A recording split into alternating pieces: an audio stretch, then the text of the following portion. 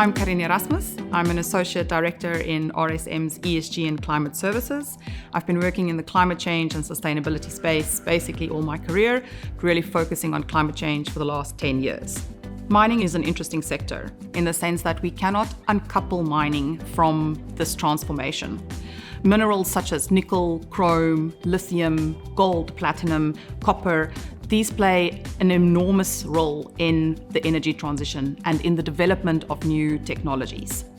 However, having said that, the need for increased production doesn't preclude operational best practice and continuing to drive operational efficiencies. From a technology perspective, in terms of efficiencies should be built in and should be part of how we try and meet this increased demand.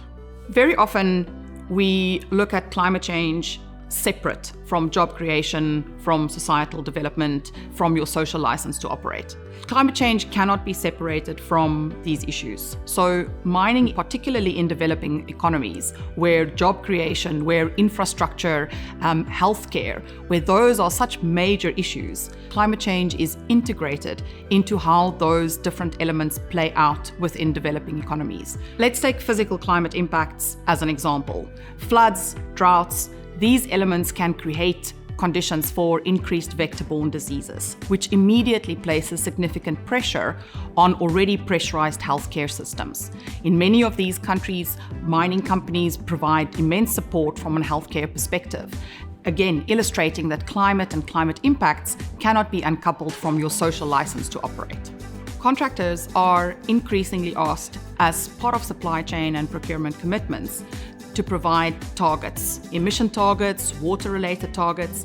This is because there's a sudden and a continued focus on supply chains. Major companies, large corporations are breaking down their own commitments and looking at what's happening across the space of their service providers. In this regard, it's very important to understand what your impact is, understand what the issues are where you could contribute meaningfully, and set targets which are appropriate to your organizations, which are appropriate to the service that you provide to your clients. Communicate that transparently, and in doing so, you'd be able to meet the procurement requirements, but also contribute to your clients' climate or sustainability commitments.